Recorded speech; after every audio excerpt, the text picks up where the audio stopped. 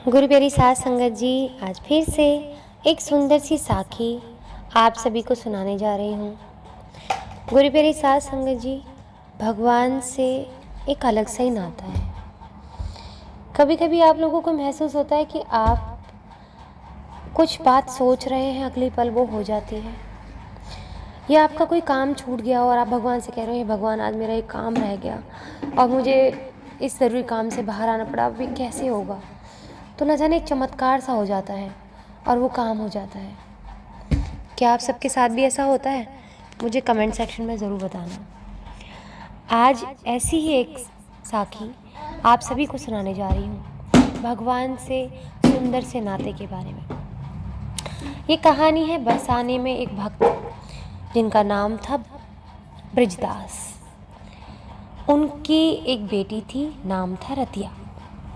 यही ब्रजदास का परिवार था।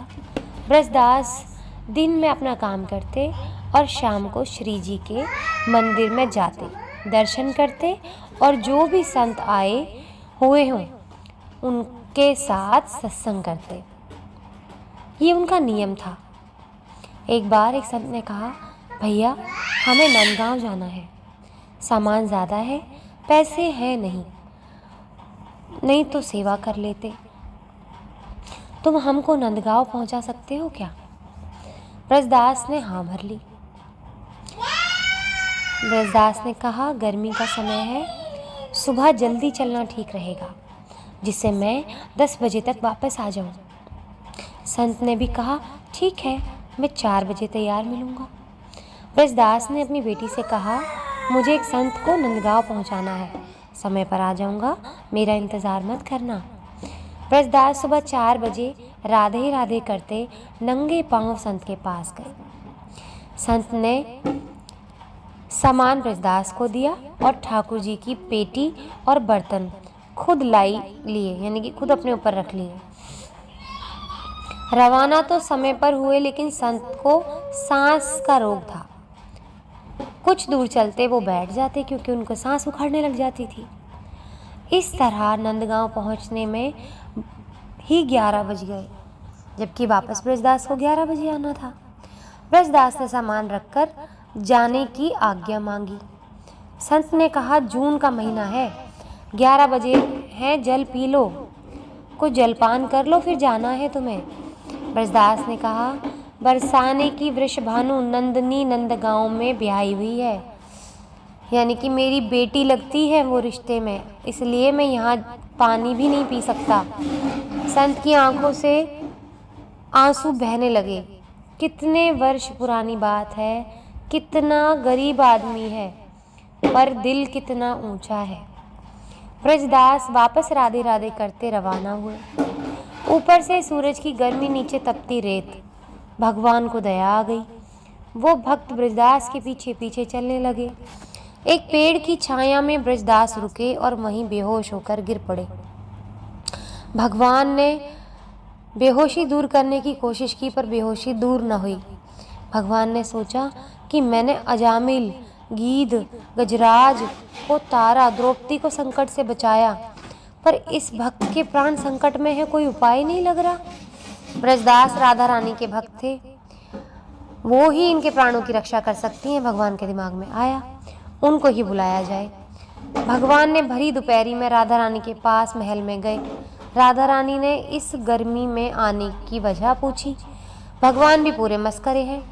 उन्होंने कहा, तुम्हारे पिताजी बरसाना और नंदगांव की डगर में पड़े हैं, तुम चलकर संभाल लो। राधा जी ने कहा, कौन पिताजी? भगवान ने सारी बात समझाई और चलने को कहा। ये भी कहा कि तुमको ब्रजदास की बेटी की रूप में खाना और पानी लेकर चलना है, नहीं तो वो तुम्हें पहचान जाएंगे और वापस नहीं आने देंगे। राधा जी तैयार हो गई और पिताजी आवाज़ लगाई। ब्रजदास जागे, बेटी के चरणों में गिर पड़े। आज तू ना आती तो प्राण चले जाते।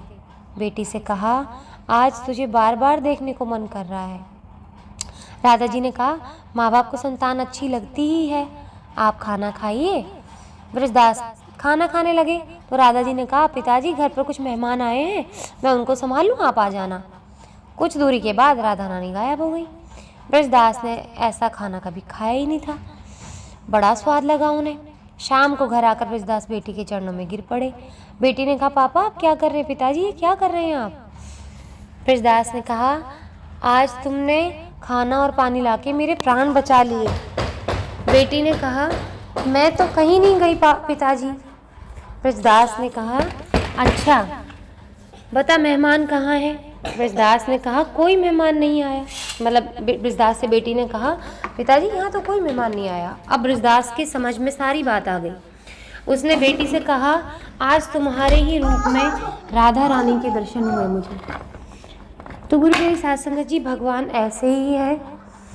हम अगर सच्ची भक्ति रखते हैं तो वो हमें कहीं से भी दर्शन देने के लिए आ जाते हैं।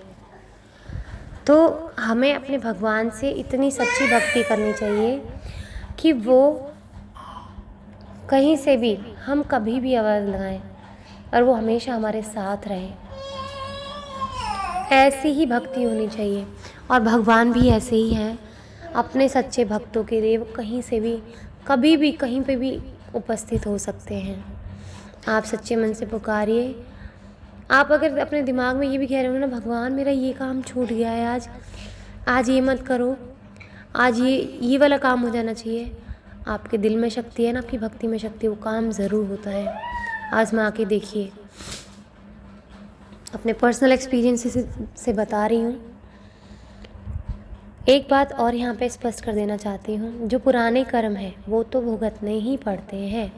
चाहे आपकी भक्ति कितनी भी सच्ची हो इस जन्म की, लेकिन आपको कर्मों को भोगना ही पड़ता है पुराने जन्म के। भगवान भी चाहते हैं मेरा बच्चा साफ सुथरा होकर मेरे पास आए, यानी कि उसकी आत्मा में कोई भी जो खोट पिछले जन्मों से लगा हुआ है वो ना रह जाए, और वो सारे खोट मिट करके मेरे पास मेरा जो हिस्सा है, जो मेरा हिस्सा जैसा पावन था वैसा पावन हिस्सा मुझ में आकर वापस मिल जाए। क्योंकि मैले हिस्से को भगवान कभी नहीं अपना सकते। जहाँ पाप होते हैं वहाँ भगवान नहीं बसते। तो हमें अपनी आत्मा को पहले इन मैलों को निकालना पड़ेगा अपने जीवन से। जो कर्म है वो निभाने पड़ेंगे, भोगने भी पड़ेंगे, पर हम भक्ति करेंगे ताकि हमारे कर्म बड़े प्यार से कट जाएं। नहीं तो कर्म कटने में बड़ी मुश्किल होती है। तो गुरु प्यारी साध संगत जी, दुख मिले तो घबराना नहीं, अपने भगवान का नाम लेना मत छोड़ना। हम कर भी क्या सकते हैं? नाराज़ हो सकते हैं कभी जब दुख मिले तो, बस उससे नाराज़ हो सकते हैं ना, लेकिन कभी भी उसका नाम भूल नहीं सकते।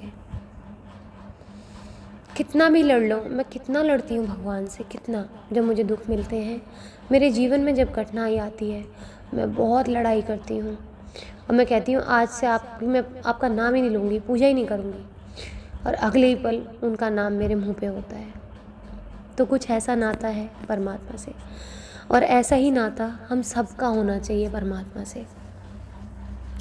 तो गुरु प्यारी साध संगत जी, आज इसी के साथ इस सुंदर सी साखी को यहीं समाप्त करना चाहूँगी। मिलती हूँ आपसे अपनी अगली वीडियो में नई साखी के साथ। तब तक के लिए खुश रहें, सुमिरन करते रहें, सच्ची सेवा करते रहें।